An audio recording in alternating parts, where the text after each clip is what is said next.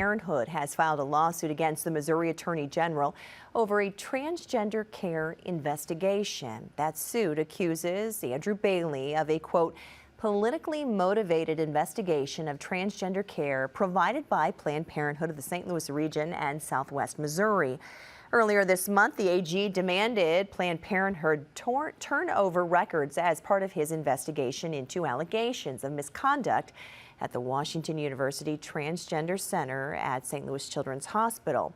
Well, today's lawsuit notes that Planned Parenthood is not affiliated with the WashU clinic and has not been accused of wrongdoing.